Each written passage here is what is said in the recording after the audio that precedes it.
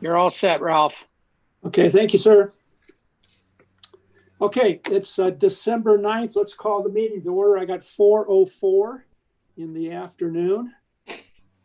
Good afternoon, everybody. Let's take roll. I am here. Wendy? Here. And Tom Pollock is here.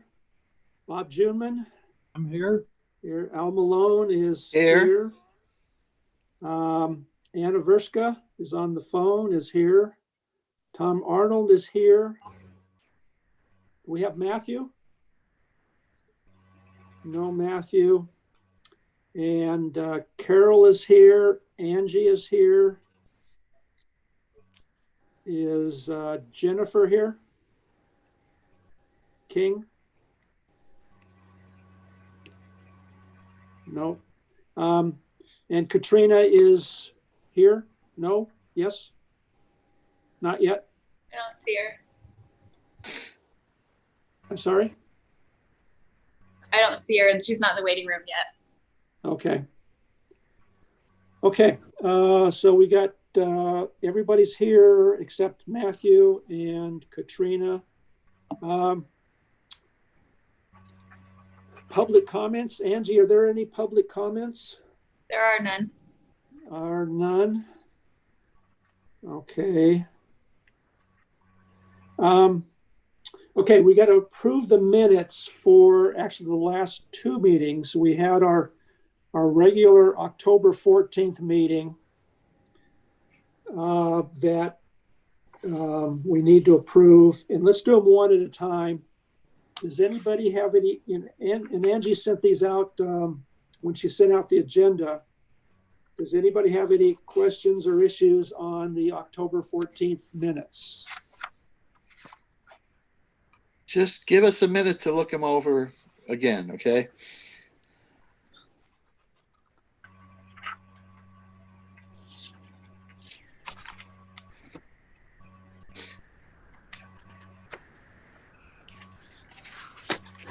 Okay, you got it. There's your minute, Al.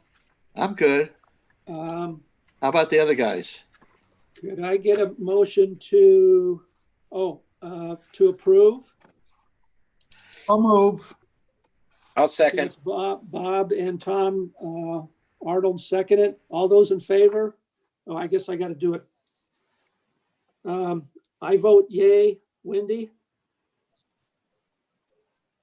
Yes, I muted myself. Okay. Tom Pollock? Yes. Bob Junman? Yes. Al Malone? Yes. Anna Verska? Yes. And Tom Arnold? Yes. Okay, unanimous.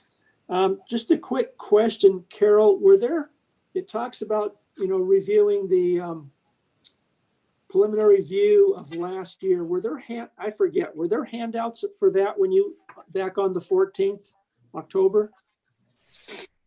No, I don't believe that there were handouts. Okay. And I didn't have any. I wasn't sure if I missed them or something. Okay, thank you. Let's do our special meeting was last month because we had to change the date, November 18th. Hopefully everybody read those minutes, and could I get a motion to approve? Were there any comments or questions on them? Move to approve. Tom Arnold. Tom Arnold, anybody second? Second, Wendy. Wendy?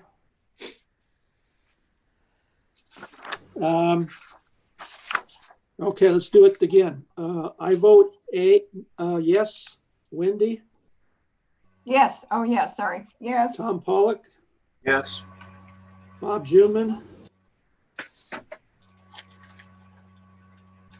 Bob? Yes. Yes. Al Malone? Yes. Let's see. Anna Verska? Yes. And Tom Arnold? Yes. Okay, unanimous. Thank you all. Okay, so both of those are approved. Let's go to committee member comments. There were some comments, and I thank you everybody for commenting. encourage comments. I know it's not the normal methodology here, but Tom and Al, well, they all and Anna, all three had member comments. For next month meeting, Carol, can you address these at next month? These questions? I'll take a look at them once we're done. I don't want to. I'm not trying to do. I don't want to surprise you with this meeting, but plus they might. I don't want to take up the time, but some good questions there by the three of them. So if we could address those next month, I'd appreciate it.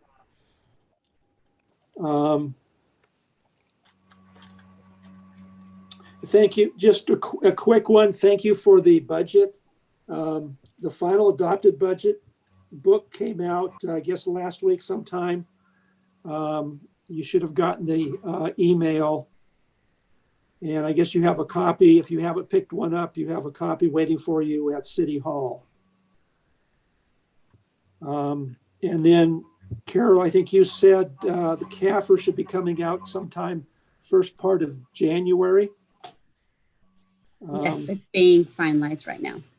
I'm sorry? It's being finalized right now. Yeah, okay. And that would be the final numbers for last year, FY 19-20.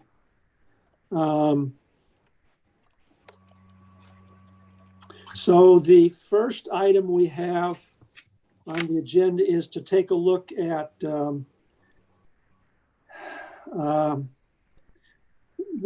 last year results. Are these, the last time we looked at these, which was October, those were the preliminary, and Carol, you made sure we understood those were unaudited, were not final.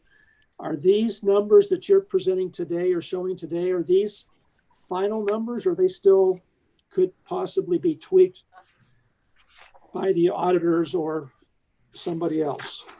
At this point, since the audit is not complete, it's still unaudited.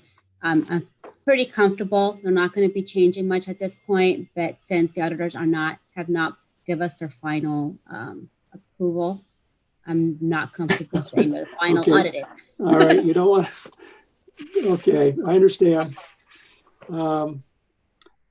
Okay, do you want to, why don't you go ahead then, Carol? We got year end, the last, prior year, and then the first quarter of the current year. If you want to go ahead, Carol. Thank you, Ralph. I'm going to go ahead and share my screen. I sent out a couple of reports to you earlier today. We've been pretty busy here trying to get all these reports together so that they make sense. Let me start with the, hold on, with the 150 fund. Can everybody see that? Yeah, I think so. Okay, so this is the 150 fund. This is our disaster recovery fund. So this is the fund that we're tracking all of the revenues and expenses related to COVID. We started tracking this fund back in February. As you may recall, in February, the city of Costa Mesa had a lawsuit against the United States government because of the opening of Fairview for the transportation of COVID patients related to the Princess Cruise Line. That allowed us to really get ahead of COVID, so to speak, and ahead of some of the other municipalities. Since then, this fund has been opened and has been utilized. In this fund is where we're also tracking some of the revenue that the city has received to offset some of the expenses. So we went ahead and presented both years to you in one report, the 19-20 preliminary unaudited year end. As mentioned at last meeting, this particular fund was deemed by the auditors as a special revenue fund and therefore not commingled with the general fund at this time. The end of the fiscal year, which ended on June 30th, the fund balance to this particular fund was in the negative 2.3 million. Since the end of September, we received an additional $854,000 against about $775,000 in expenses, with $80,000 to the good. Since then, we have received the remaining $700,000 from the CARES Act for a total of $1.4 million in this fund. So we have those revenues already in. However, that second part, $700,000, was not received until October. And just wanted to share with you this particular fund, since this is an important fund that we've been tracking constantly since we're still in the pandemic and we're still incurring expenses related to the coronavirus. Let me go ahead. Okay, are there any questions on this? I got one. So Carol, in the new year, the 2021 year, the city spent basically $775K due to COVID. In the first 3 months, yes. In the first 3 months, yeah, through September. And then the 708,000, or let's say the 1.4 million that's been received since July 1st, does that apply to costs incurred last year or the current year? It will be applied as since the inception of COVID. So in the books, in our CAFR, they will be posted according to the fiscal year that the funds were received. But when you look at it as a fund total, you'll see that $1.4 million will help offset that negative in 1920. Now, it is important to note that we are continuing to incur expenses related to COVID, especially now that we're in this next round of closures. We're anticipating additional expenses. Yeah, okay. Okay. All right, so let me go ahead and go into the general fund, which and I'll go into first our 1920 general fund year-end reserve. Again, these are preliminary, unaudited. However, I do feel comfortable saying that I do not expect any more changes to these numbers. So in the 1920 adopted budget, our revenues, we anticipated coming in about $141.7 million. In March, shutdown orders came from the governor, which really placed a financial revenue loss for the city. We were anticipating at that point, we did a really quick turnaround, anticipating some revenue losses, specifically in the sales tax, transit occupancy tax, otherwise known as our hotel tax, some loss in our business licenses, as well as other revenue streams that we normally would receive if the city were to open, particularly related to our parks and some of our other areas like citations and so forth. In this report, you can see definitely we did see a reduction in our sales tax to almost $2.9 million. Our transit occupancy tax came down by $3 million.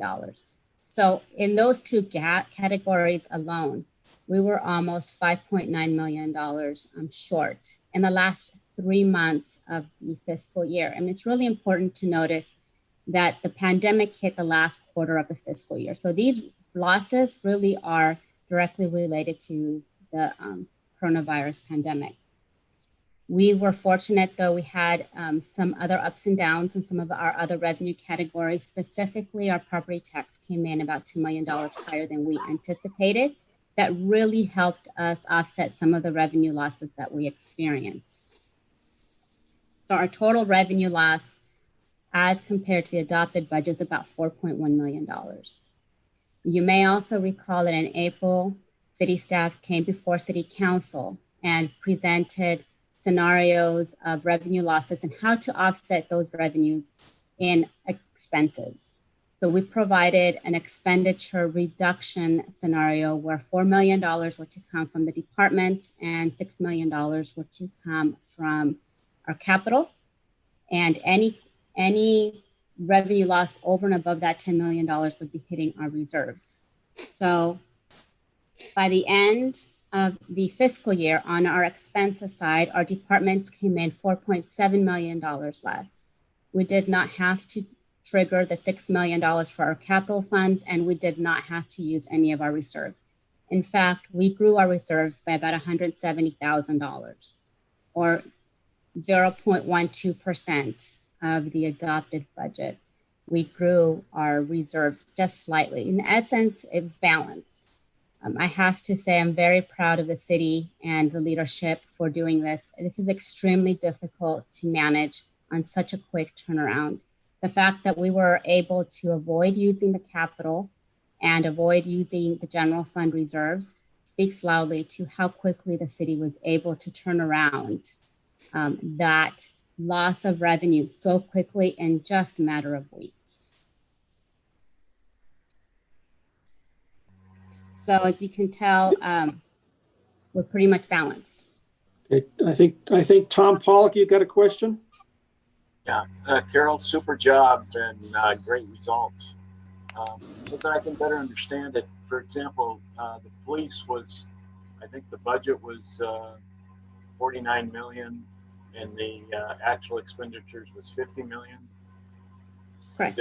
Were those numbers adjusted for the 150 fund? In other words, I guess my question is, there was some police money in the 150 fund, so really the salaries were 50 million plus the 150 number. Was the budget number adjusted to reflect that? No, this is actually adopted budget numbers. I wanted to show the adopted budget numbers instead of the amended to be able to show how much the departments were able to come to the table on such quick notice and really turn this around. The Fund 150 fund, that tracks solely expenditures related to the pandemic. So work that had to be done to get ahead of the pandemic, to manage the pandemic, and the different departments are tracked in the 150 fund. Those have to be documented per FEMA and federal guidelines to put us in a position to recover some of those expenses. So those are not commingled with the general fund. So I'm correct. Let's say that in the 150 fund, the police spent $2 million. So in reality, or in total, police were $52 million. That's correct. I'd have to look exactly of how much the police department spent, but keep in mind that we have other funds as well that we're not showing here. We're only showing the general fund and general fund related expenditures only. So I would caution you when we make statements like that, because the police department also has expenditures in some other special revenue funds that we would not be showing here, and revenues as well. Also, if you look at that 150 fund, the schedule you just showed a minute ago, if you look at that, Tom, you'll see that the bulk of the salaries being spent for related to the pandemic are non-sworn. There's very little cost being incurred by sworn officers, or I guess the fire department. Most of it's non-sworn. The numbers are just, yeah, okay, I understand. Sure. I made my point. I'm sorry, I'm not following what the question is. I apologize. Carol, can you just repeat what is being asked and explain? My understanding is Commissioner Tom is stating that the true cost of the police department would be greater than the $50.5 million here, in essence, by the fiscal year end. However, I did want to clarify that the expenses that were tracked in the 150 fund would be over and above this general fund, because those are expenses directly tied to the pandemic. So I would caution against adding those numbers just because they're for different purposes. Do we track fires when our fire people go to a fire that's in another county, or go fight forest fires up north? Yes, the fire department strike team expenses are tracked, and those revenues, because the strike team expenditures are recovered to consider mutual aid, we also track those just to make sure that the costs incurred by the fire department are fully recovered by the city. Yeah, but are they shown in this figure, or is there a separate fund, like the 150 fund is a separate fund? Does the fire recovery have a separate fund with expenses and revenue in it? How did that fund? The strike team expenses are included in the general fund, but they're in the amended budget because they're not recurring expenses. So as strike team expenditures are incurred and we receive those funds, we track them in the general fund. So that would mean that the revenues from the recovery are also shown in the general fund then, right? As well as the expense side, so for a net neutral fiscal impact to the general fund. So why don't you have a separate fund for that? You have a separate fund for the emergency. So the strike team program, in essence, the mutual aid, how that works is we're called upon when we are needed, not that we're always called upon. There isn't a recurring request for our fire department to be called out to the strike team. So it's not a special revenue because we don't know when we're going to get it. We don't know when we're going to go out. However, we do make sure that for the strike team expenses, we're fully recovering those on the revenue side. So we would not be tracking that offline. It's so volatile. We wouldn't know from year to year when we're going to be called out, how many times and for what length. So therefore we track them separately in the general fund. Thank you very much, Carol. That's wonderful. They've answered my question, Mayor Fuller. Okay. Okay. There's one exhibit. Did we get to it? Where it shows fiscal year 2021 and fiscal year 2021 year to date as of 9/30/20. Yeah, we're getting to that, Al. That's the next Okay. one. Okay. Sorry. Is there, Carol, just a quick one of the showing expenditures were down or were reduced 4.7 million. Is there one theme there where the city came in under, or is it just spread over all the expenses, the reduction? It was spread across the operating budgets. Obviously, we reduced training to only public safety training. So there was no conferences or training expenditures across all departments. Now we're limited there. We took advantage of our vacancy savings.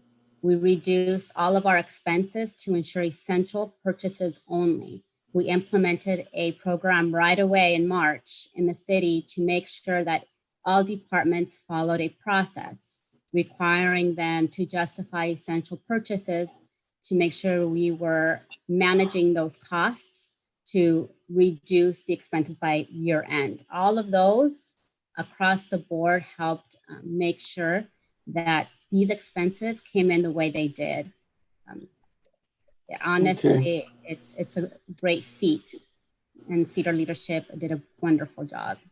Is there one thing with this, on a percentage basis, probably the city manager department had the greatest percentage decrease? Is there a couple things in particular where how they came in under budget? There's a lot of different areas within the city manager's office. And one of the areas that the city manager reduced was the use of contingency funds. So annually, there's some contingency funds there, but it's operating across the board. Okay.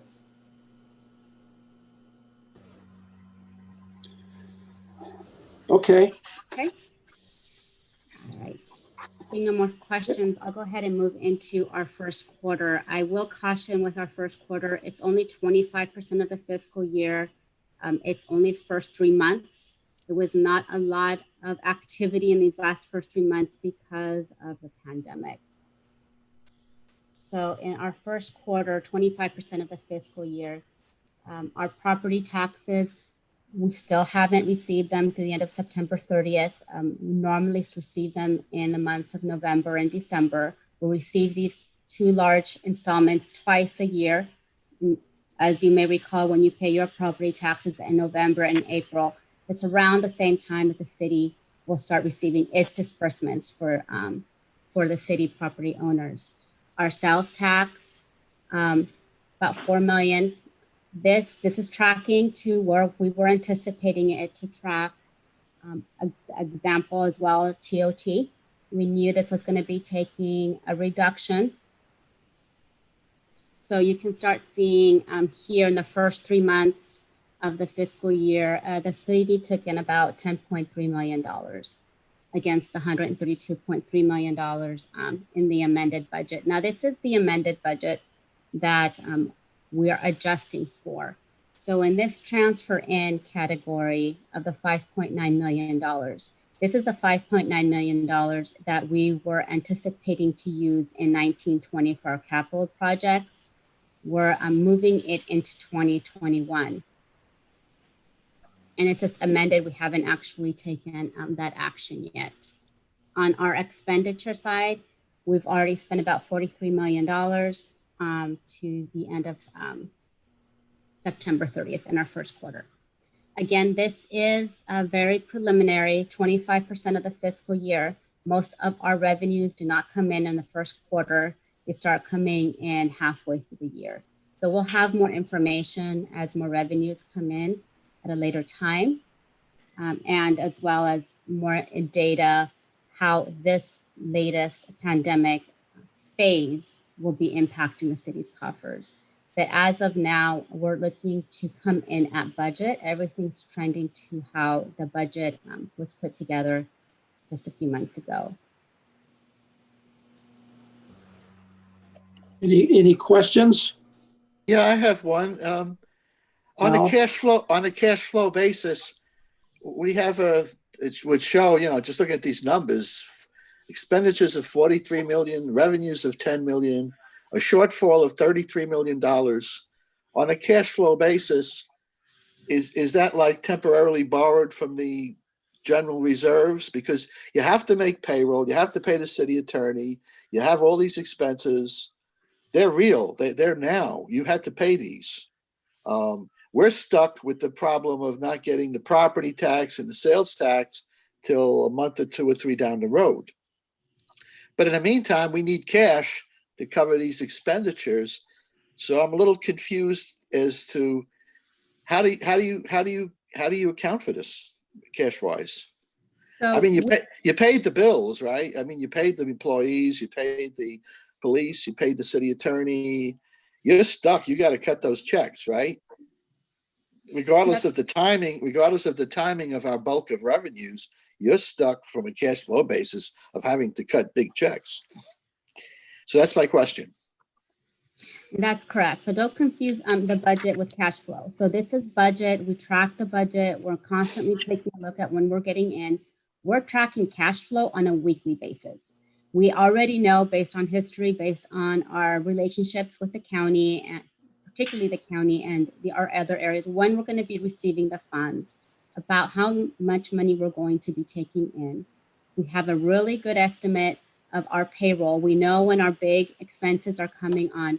Our bank account is more than adept to taking care of our bills. Jennifer and I were constantly in meetings on cash flow purposes, specifically this time, just because at the end of September, we haven't had those big installments yet. The property tax has not come in, right? Which is the biggest revenue source around this time of year. So we're well prepared to make sure ahead of time that we have more than enough cash available to pay for all of our bills, including our payroll. So these are very challenging times on a cash flow basis. Well, they are, but we are ahead of it. This was the whole point of adjusting the budget, make sure that we're ahead of this, being proactive. Right. Okay. Have you had to do any short-term borrowing? I'm sorry, I didn't, Have you had to do any short-term borrowing? no. No. Is it, I think, as far as property tax, people still are paying their property tax. There's not been a big shortfall in that. Is that correct with the county? So that's been stable. That's correct. Our property tax is stable. And maybe the mayor could address as far as the retail sales tax for the first 2 quarters, or as much as we know, has South Coast Plaza been able to, rev up their sales to is the maximum, or is it still a challenge? How is that affecting the retail sales tax end of it? Well, Ms. Molina probably has more specific information. Mine's anecdotal. Yeah. But in speaking with leadership at the plaza, they have expressed consistently that what's happening, even though there's not as many people going to the plaza because of capacity issues, they have more intentional buyers and shoppers going. So like if you're going to the plaza, you're going there for the specific purpose of buying some item that you already know you're going to buy. And especially as it relates to the high-end luxury boutiques like Chanel and Hermes and Louis Vuitton, they have people going in, they can't buy those products online because it's not available.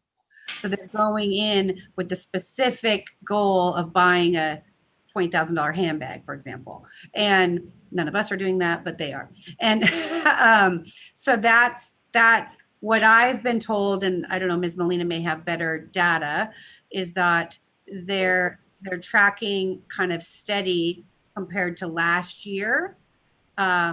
In some instances, some of the luxury boutiques are doing anywhere from $250,000 to $500,000 a day.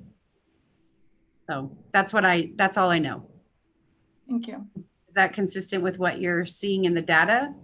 Thank you, Mayor. Yes, we are seeing definitely a surge in the purchase of luxury items in the city, which has helped offset some of that reduction in sales tax.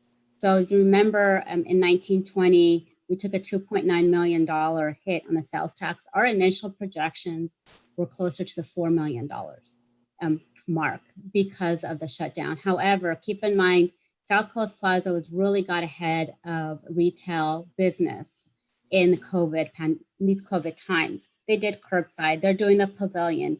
They're being extremely active in being out there and continuing to sell. So they're definitely on the forefront of the sales component for this for us. However, I do want to take this moment to kind of bring everybody abreast of some new information that I've come across lately. So as we all are aware that when individuals purchase online, those expenses get placed onto a county pool. So in the Orange County pool, those funds get dispersed to cities based on how much sales tax is generated in your city. The justification for that methodology is because if you have a brick and mortar that has a high sales tax volume, you're also going to have more traffic in the city. So it's going to help offset your infrastructure, your streets, public safety needs that you're going to be needing because of the higher traffic volume from your sales tax. However, just recently, I've come across some information that some Orange County cities are wanting to readjust that formula. If that formula is readjusted to the size of the population, which is what my understanding is the request, the city would be losing money. We would not be benefiting. So that would not be good for the city of Costa Mesa to have that formula changed. Again, the intent of the formula the way it is now is if you have a brick and mortar store that sell and generate, you're going to have a higher cost on the expense side. And therefore, you're allocated from that county pool so that you can recover some of those expenses that you would be incurring. But it's still better. It's still better. That It's still sounds better almost, to get direct sales tax than our share of the county pool is still not as beneficial to us as straight sales tax by people showing up at South Coast Plaza. Is that correct? Being brick and mortar, you know what? I wouldn't say that's correct. I think we are definitely a benefit from the county pool. yeah. To be able to realign having people coming in versus, actually purchasing online, that's a complete different calculation. However, Because of the formula, as it exists right now, it couldn't get any better than what you got right now. Correct. Because we've got more bricks and mortar than anybody else, right? Well, we're one of the we're better off, Al. Yeah, but they have more population in terms of in the formula. They have the population. We have a lot of bricks and mortar relative to our population in some other cities. So Yes. using the current formula, we're doing okay. Right. We're the third recipient of the cities to receive that county pool. We are not the third largest population. That's exactly it. That's Yeah. exactly it. Okay. Chairman, Yeah, Mr. Chairman, can I ask a question? So, Ms. Molina, you're being very polite, but what are the cities that are trying to make this change? My understanding is City of Fullerton, Orange, are my understanding. I'm not quite sure. To be honest with you, those are the ones I've just been hearing about. I know that they're trying to get together to make this change. We're going to be in a call this week. I did want to make sure that we had that opportunity to speak about it today, since we are talking about our projections. If that formula were to change, it would be impacting us. Yeah, so is Kurt Pringle's office organizing that by chance?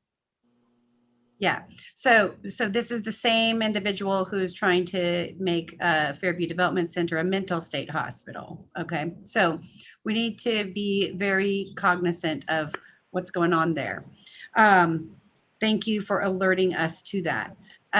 Because my concern is, while they're trying to get another little piece of the pie, who is going to benefit the most from that change? It's not going to be Fullerton and Orange. It's going to be Santa Ana and Anaheim, who already get most of the money that comes from the state.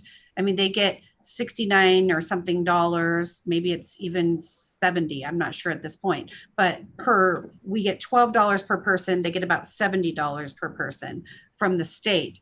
And so we don't want to create a situation where we're giving more money to Santa Ana and Anaheim and losing money in our cities that are less than the 500,000 population. So that's would you add Irvine to that list?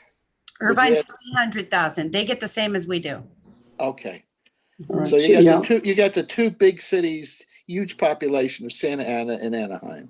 Right. So that would be the unintended consequence of Fullerton and Orange, right, Ms. Molina? Wouldn't that be the unintended consequence? Because they're trying to get more money, but actually the money will now flow to Santa Ana and Anaheim, and then we'll all lose. Yep. They will gain because they don't have as many brick and mortar stores as we do. And they don't have the same type of expenditures that we do for our infrastructure because of the traffic, right, that comes through. Well, but Anaheim certainly does. I mean, you've got Disneyland. They've got certainly as much brick and mortar as we do.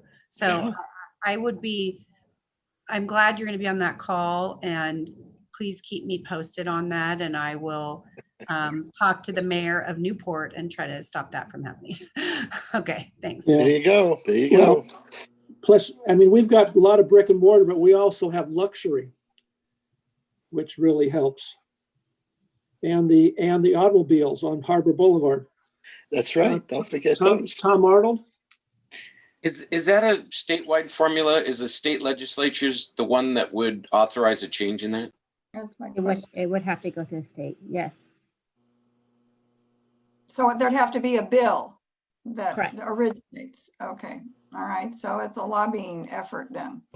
So we need to make sure that Townsend Public Affairs is on that. And then also make sure that Cotty and our new senator are paying attention to that. Yes. Yeah. Okay. All right. So Question, Carol? does anybody have any more questions? That pretty much wraps up my presentation at this time. Let me ask one quick one on sales tax. There's the 2-month lag on recognizing sales tax or receiving sales tax. Is that included in here, this 4 million year to date through September? Is that actually through September, or does that include October and November to pick up because of the lag? No, this is actually what the city received through the end of September. Okay, so that's a cash basis. Correct. Okay, so that's why it's so low. It's really for 1 month. 2 months, I would say. That means for the month of September. If you July and August hit last year. But we accrue. So keep in mind that in governmental financing, we do accruals. So we will accrue to the appropriate month. So we've accrued through September. So it's about 2 months worth of revenue. All right. Okay. Thank you. This is good. We appreciate the first quarter look. The first time we got to look at the not just FiPAC, but council, the first time we got to look at the current year was at the mid-year. So this is a little look at the numbers a little sooner. Carol, is it possible to send us last year's first quarter so we can compare numbers just to get a feel for what's happening? Let me see if it's available, but you could probably go online, Tom, and look at the study session in November. That might have the information also. Ralph, I think the mayor has a question. Yes. So, Ms. Molina, there was some reports that because the state actually had a $26 billion surplus that has come in, will we be seeing any of those funds coming our way? Not, how do I say it? So the state surplus is a combination of a variety of different property taxes and capital gains and other taxes, right? So are any of those taxes that are flowing to the state, those kinds of taxes that then flow back to us so that we might be able to have some benefit from that surplus as well? So my understanding is at this time, those surpluses that the state has received, they are planning to allocate it towards the schools and healthcare systems. I have not heard of any effort to provide some relief to local governments. But my question is more, are any of those dollars that are flowing to the state under normal circumstances, do we get a piece of those already? Is that incorporated into our numbers, or are those just solely dollars that go specifically to the state and there's no percentage that flows back to cities?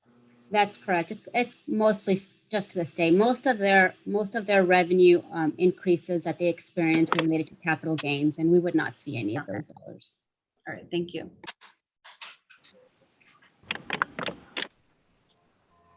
Okay. Is that it, Carol? Yes, that's the end of my report. Thank you, Ralph. Okay, thank you. Okay, let's, one thing that we wanted also to take a look at, and this is something the mayor mentioned at our last meeting, was Measure Q. Measure Q was passed in this past November. And also Angie sent out the respective information, the resolution and the staff report when that was reviewed by council. I think it was reviewed in September of this year. This year. And hopefully you got a chance to look at that. I also issued, Angie sent out, and it just was about a half hour before the meeting started. I just did a quick one-page summary that includes both Measure X, which was passed in 2000, when was that? 2018. 18. No, 16. 16. And that was for the medical marijuana. That was permitting the testing facilities, processing, distributing, manufacturing, no retail sales. That was the green zone up in the northwest corner of the city. The Measure X had a 6% gross receipts tax on the value of sales. And then about a year ago, November 2019, the gross receipts from the cannabis sales were coming in substantially under what the city had been forecasting. And also a group of the cannabis business owners petitioned basically the council to reduce that 6% to something less than that, in this case, 2%. They were asking for a reduction on the tax from 6% to 2% because they were saying it was making their businesses, their sales non-competitive with neighboring cities. In particular, I think they mentioned Santa Ana, which has sale, and also they mentioned Long Beach. Long story short, the council met in March, a few months later, March of 2020, March of this year, just prior to the shutdown. And they agreed to a 1% reduction from the 6% down to 1%. And they made it a permanent change, which unfortunately they made it permanent. I don't think that was a good call. In all fairness to the mayor, she did not participate in that vote, but that was I think a very ill-advised vote on the council's part to make it permanent. Fast forward, Measure Q, and that's what we want to talk about today. This authorized retail sales. It passed by 65% of the vote. Measure Q imposes anywhere a range of 4% to 7% tax. And I think that's what the mayor is asking for. What's FiPAC's recommendation there between 4 and 7? What do we recommend? In the ballot material that was sent out to all the voters, the city used a $3 million revenue number. That assumed a 7% tax rate, which would be the highest. And you do the math, and that equates to about $43 million, $42.9 million of annual sales, retail sales. The staff report that was submitted in September to council by staff, it gave a range of revenue. In this case, 1.4 million to 3.1 million, depending on the tax rate used and the number of retail stores. A point of reference, Santa Ana currently has an 8% tax rate. And I looked in the current year budget, they're forecasting 9.7 million of marijuana tax revenue in their current year's budget. That equates to $121 million of retail sales. So that's a quick summary. Basically, the question I think at hand is really what what does the committee feel an equitable or a proper tax rate would be to start out with? It also says in the resolution or the measure Q that the council cannot reduce the tax rate lower than 4% and over 7%. For a change outside of those two ranges or those two numbers, that has to be done, has to be voted on by the people, which I think is a good thing. I assume, and Carol, I don't know if you can answer this or possibly the mayor, can the council change the rate within that 4 to 7%? Yes, So we can. They can't, okay. That's what I assumed, but I wasn't 100% sure. So I'm going to open it up to people. Raise your hand, or if I know it's kind of shooting in the dark. I mean, we don't have any history to go on. The only point of reference, I think, is that we have is Santa Ana, which is a lot, has been having retail sales for a number of years now. A lot larger city, a lot larger sales base than we would have here in Costa Mesa. So there's not a lot to kind of peg a number on here. So it's kind of open as to what we would recommend the city start out at. And I'll just kind of open it up. Wendy, I saw your hand first. Well, a couple of questions. Didn't Hinterliner, HDL, didn't they do some kind of analysis, or they have maybe on the other measure X, the other one? I think if you I was just rereading what the promises were to the voters, and it says, this is the purpose for maintaining 9/11 response, fire, public safety protection, parks, youth, senior services, addressing homelessness, retaining small businesses, other general services requiring public disclosure, requiring funds controlled locally should it be adopted. I think that some people, it's just my opinion, who voted against it were concerned that the legal complexities of getting rid of the rogue, non-permitted marijuana places, that was requiring legal and police extra time.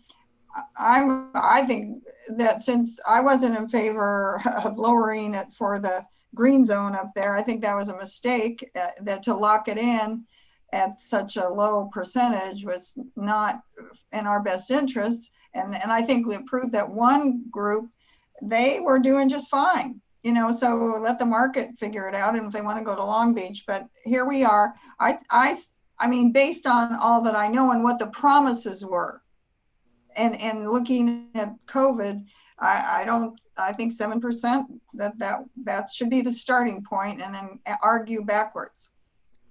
Mr. Chairman, Yep. It would be helpful if there was like a motion by someone, if that's a motion. Could we have more discussion? And then, Well, then you're supposed to have the discussion after the motion. So that's the only thing I'm saying. Oh, okay. All right. Well, I'll move. See if there's a second that we recommended the city council 7% as the top of the range that was given in the Can I ask a simple question? Can we get a second first? Anybody second? You're jumping the gun here, guys. What is the rate in Santa Ana? I just said 8%. Just said it, 8%. Okay, I'm sorry, I missed it. I Anybody? second Wendy's motion. Okay, Anna seconds. Wendy first and Anna second. Okay, now we'll have a discussion. Sorry. Okay, Tom Arnold. Tom, You're you got- muted. My question is, it's a basic question. Is this on top of the regular sales tax or in lieu of? This would be on top of, this is a new tax. I thought it's in lieu of. Carol, is this on top of the 7? This is on top of regular It's a sales tax. gross receipts tax on retail cannabis. Correct. So it's in lieu of the 7. No, wait a minute. That's not what Carol said. No, it's 7% for this tax, irrelevant of the sales tax. Independent of sales tax. So it'd be 14.75. Does Mayor Foley agree with that? No, Al, let's wait and we're trying to recommend to the council. I'm just asking for the facts. That's all. I'm going to confirm with our city attorney and I'll answer, okay? Because I have a different understanding, so I want to confirm. That's my point. Carol,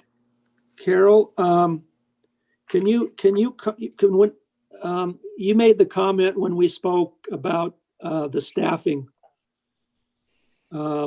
required for Measure Q. Do you want to comment on that? We're at this point, we're potentially looking at some staffing that we would be needing in the city to process all the permits and monitoring and administration of this retail tax, this tax being approved. At this time, I don't have the details of what we'd be looking at, but definitely the city would need additionally staff resources to administer this program. Do we have a limit on the number of people that, can you just go through the process of how, can I sell marijuana out of my backyard? Can you walk us through the process? How can anybody sell it? What's the deal? Tom, I don't want to get into the process. We want to kind of limit this to the tax rate. Mr. Chairman, the number. Can I just give a little quick overview just so he can answer this? It's just in the commercial zones. There's a designated zone with a map. It's not in your backyard. It's a commercial zone, just like any business. It's a commercial zone.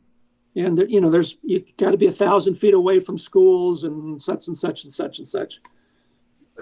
But we can have 25 or 50 or 250 in that zone. I don't believe there's a limit on the number of stores. And does anybody know what the mail versus walk-in sales are? In other words, if I just have an address in Costa Mesa and I do all my selling through the mail, that's probably where marijuana is headed. Is that kind of a... That's illegal. That's illegal to sell marijuana in the mail. I'm not saying it doesn't happen, but that's illegal. That's a felony and it's a federal offense. You're not allowed to do that. Why don't we look back? Bob?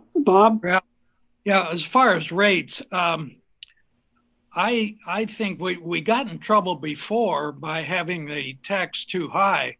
We ended up putting it down to 1%. So I think above all, we got to be competitive. I think 7%, if that's the top of the range, I'm not sure that's going to be competitive. So I do think we have to find out what our neighbors, what our competitors are before we set the rate. But I think the foremost we got to keep in mind, we got to be competitive. Well, the one competitor was Santa Ana, was 8%. Tom Arnold? Who else? Who else are? What about our other neighbors? Is anybody else retailing marijuana? Was Long Beach? Does Long Beach have retail? Yes. Does anybody? Yeah, Long Beach does, but Santa Ana is the only other city in Orange County. So Bob, Tom Arnold? Well, Bob raises a good point, but I think, what I heard Carol say, Bob, is that the council can change that. So as the conditions change, they could go back and decide they need to be more competitive. They could lower it. So if we start at 7, we're already 1% below our only competitor in Orange County, which is Santa Ana. And do I have that right, Carol, that let's say a bunch of, let's say Irvine and Fountain Valley and Huntington Beach pop up, and then they lower it and we find out we're not competitive, will we be able to reduce that to change with the conditions? It would require an ordinance change at the city council level. They just cannot go below the 4%. Well, if Santa Ana is our only competitor, they're at 8, then I think Wendy's probably right. Let's start there. But they're not our biggest competitor. Our biggest competitor, based on people in the industry, is the illegals, and that's why they wound up with 1%. So you have no one at this meeting representing the industry, and you're going to jump off and pick a rate when you have no one from the industry giving us the real lowdown of what's going out there in the field. Yeah, but we can't do anything about the illegals outside of Costa Mesa. No, but if we their argument, and I'm not part of it, I'm not into this at all, okay? Their argument was if you raise the rate, they won't be competitive at all, never mind with Long Beach, okay? They have to deal with the real world of dealing with the people who sell it under market. Can I share about our ad hoc committee that met with the stakeholders, the industry people? The amount that was included in the ballot measure was agreed by them. So they've agreed to up to 7%. That's how we came up with that number. Okay. Okay, that's when you met. It was Mayor Pro Tem Stevens, myself, and Councilmember Chavez, and our city team had a stakeholder group meeting, several meetings where we talked about the initiative, what would be included in the initiative. We got their advice and their insights, and we had a lot of dialogue about other areas where they have done similar initiatives, what were the pros and cons and some of the challenges. And that's how we came up with the language of our initiative, including the tax. Okay, thank. Wendy? Well, I always like to go back to the commitment to the voters. And it says, right, very clear, 911 response. That's really important right now. So the second thing is fire public safety protection. So maybe we need to hire add some more police officers or fire, because as a grandparent, I want to make sure that there's no backdoor sales to our young people. I think that's the greatest concern why many people, voted against it, because we've got a lot of things on our plate. But I think the burden is on the city with your committee, Mayor, to have the process and the sales and just the agreement that even somebody going in to buy for a minor, that there's going to be a system of checks and balances so that doesn't happen in the neighborhood. So we may need more police officers, and those are expensive. So I think that going any lower than 7 until we really see how much this is going to add to the county department, the licensing and the planning, and how much of a cost this is going to be, then I think they need to, share in the cost of what was promised to the voters. Yeah, there is, the city's going to have to incur additional cost because of the retail sales. Not just police, but just the finance department.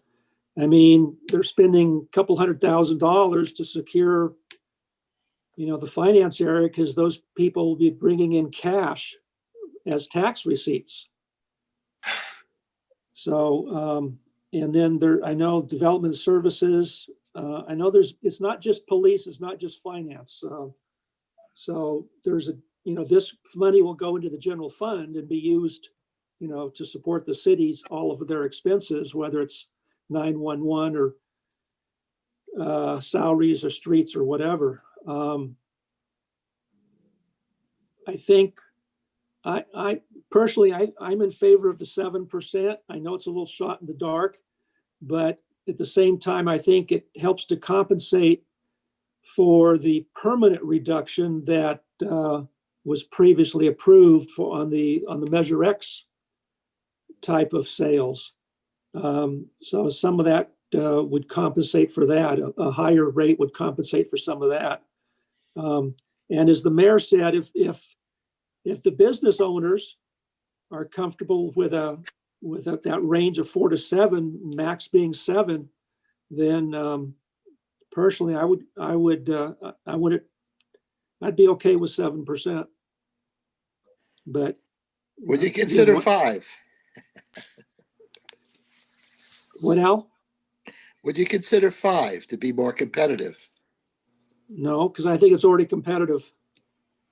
Okay. Plus, Tom Arnold brought a good point. The city council can also adjust that depending on circumstances. A year from now or so, it turns out that maybe 7 is too high.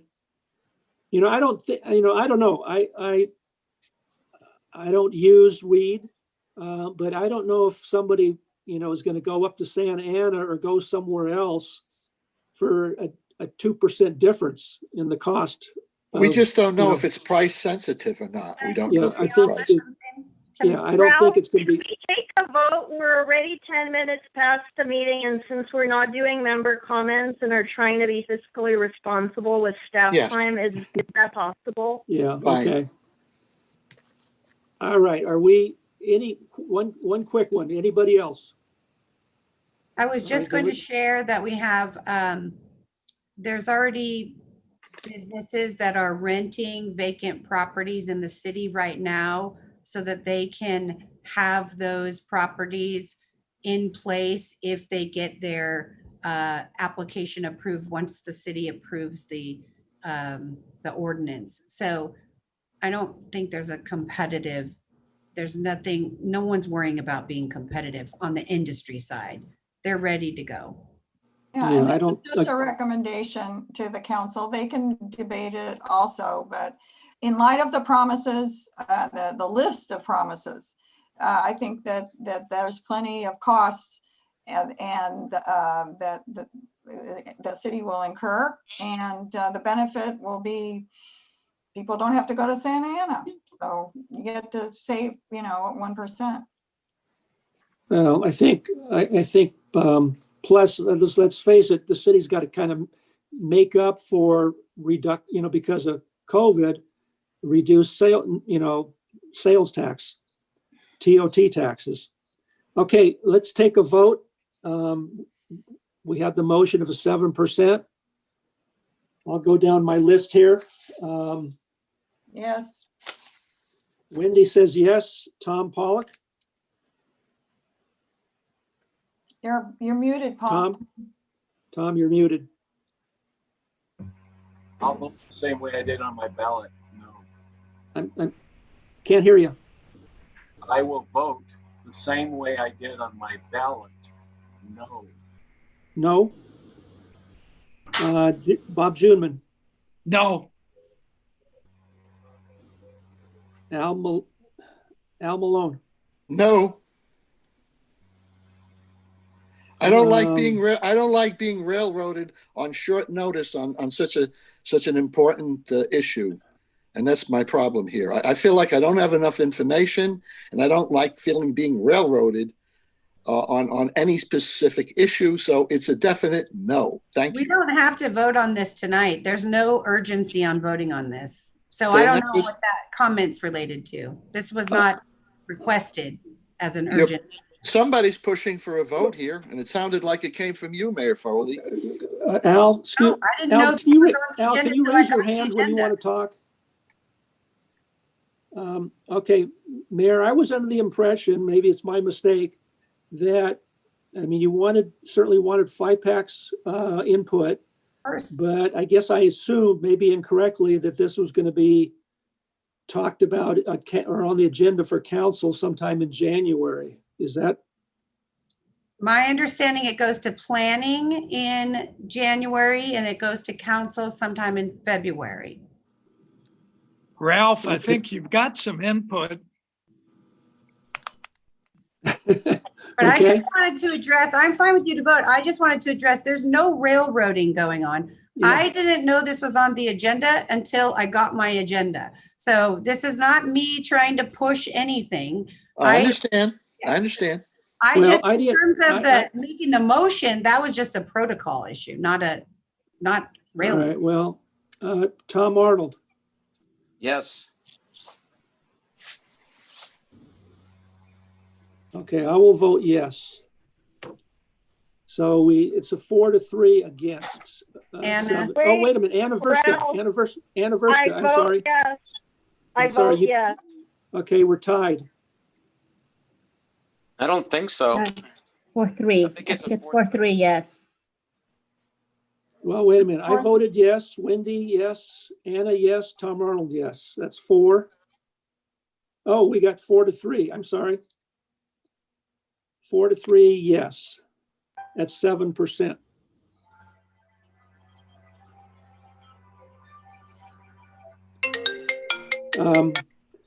Okay.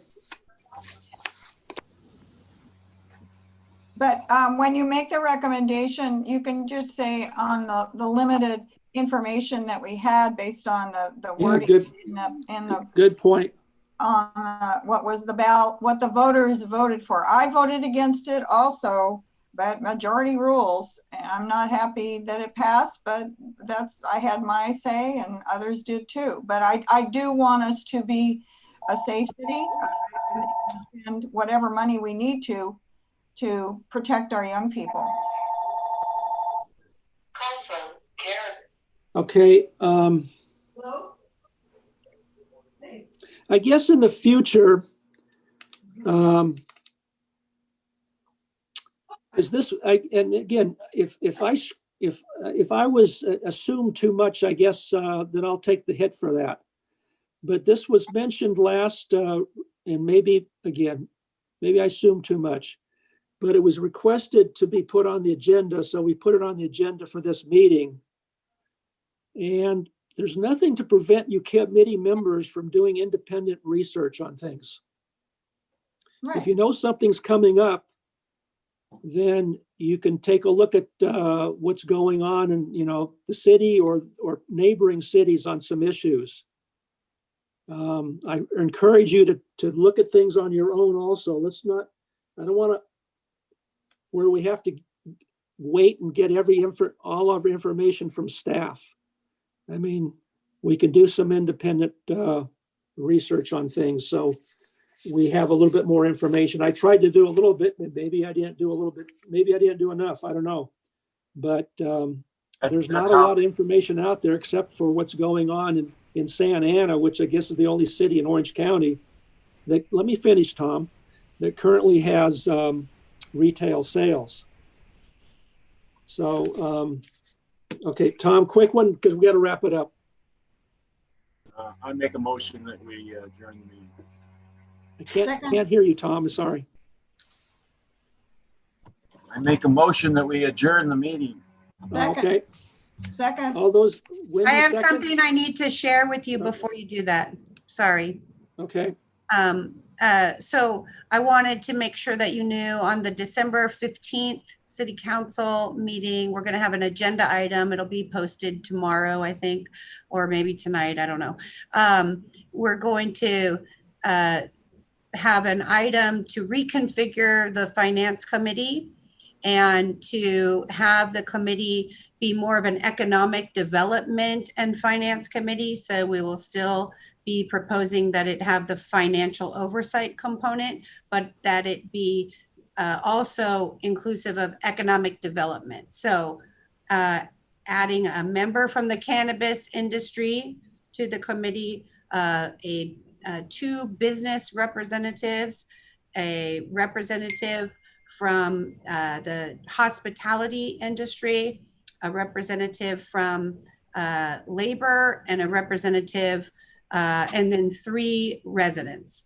And so that the goal of that is to really kind of refocus the committee on creating economic development recommendations to the city council so that we can start diversifying our revenue base and recovering from COVID. So that is, that's on the agenda for Tuesday. I didn't want you to be surprised by that. And it's at my request. Question. How many members would there be? Yeah. Nine. How many members? Wait a minute, Al, would you raise your hand before you want to talk? Oh, I'm so sorry. I'll raise my hand. Thank you. You know, okay, thank you. Bob, why do you keep jumping on me? For 2 years now, you keep jumping on me. Because you Every time I can't even finish a sentence and you jump on me. I don't appreciate that, Ralph DeBoda. I don't appreciate that at all. Okay? Well, I'm an independent person. I don't need this committee. I don't need you to tell me what to do. Thank you. I'm just asking that follow a little decorum in the meetings. We raise your hand if you want to speak, so we get it, so everybody has a chance to talk instead of just speaking up. That's all I'm asking for. Fine, thank you. And somebody else was I think Bob Jubman had his hand up. That was my question. What do you propose the number on the committee to be? If to be only three residents, that means it's essentially an industry committee. Well, the residents could be, the business representatives could be residents also. They would need to have businesses in Costa Mesa. We have lots of businesses that are owned by residents, but there will be 3 specifically that are resident that don't have to be business owners or business industry people. That's 9 in total is the recommendation. Wendy? Mayor, help me understand, because you know the history of this committee and the diligence and the time spent in our subcommittees looking, you know, the TOT recommendation. Do you see that the scope of, is our mission going to change the scope of our duties to also be overseers and make of the finances and make intelligent recommendations to the council as we have been doing? None of the current scope will change. It will just be supplemented with hopefully an economic development driver focus. We have excellent finance director and team. We have an excellent city manager who has excellent finance background. We are in a situation where we need to start talking about what do we need to do to diversify our revenue? How can we do that without increasing taxes? Because nobody can take any more taxes on, we're not going to have it like some cities are doing, extra sales taxes and things like that. We don't want to do that. But I think what we've learned from COVID is that we have a high reliance on South Coast Plaza. And thank goodness for South Coast Plaza, right? But we have such a high reliance on South Coast Plaza. What we've learned is we've seen like the golf course increase revenue. What can we do to kind of push that a little more? We saw that the ambulance transport model is really working better than we ever anticipated. So that's great. What are other areas, bringing in people who have expertise in economic development in some of these industry areas? What can we learn to make recommendations to the city council so that we can start diversifying our revenue sources? That's the goal. Okay. Well, in fairness to the committee members, a number of us on FiPAC have been commenting on South Coast Plaza for years, that we were relying too much on South Coast Plaza and needed to diversify our revenues. Yep. So, but we just need a plan. We all know what the problem is. We need to know we need to have some recommendations. So, okay. So the scope the proposal is to keep the scope in terms of the oversight, but to supplement that with all right, some more growth, if you will. thank you for giving us a heads up. Well, okay. With that, Al's got a question, Ralph. Al. Couldn't this goal have been accomplished by setting up a separate economic committee? Because it sounds to me of our current 8 members, 5 or 6 will be eliminated of our present 8. So you're destroying our little club here. Right or wrong? We're going to vote on this on Tuesday at the council meeting. It's just a proposal. Okay. Okay. Okay, with that, everybody have a great holiday and Happy New Year. Our next meeting is on January 13th, 2021. Let's hope 21 is better than 20. Yes. Merry Christmas. Okay, thank you, everybody. Happy Hanukkah. Merry Going to Christmas. light the tree right now at the fairgrounds. Okay. Okay. All right. Merry thanks, everybody. Christmas. Merry Christmas.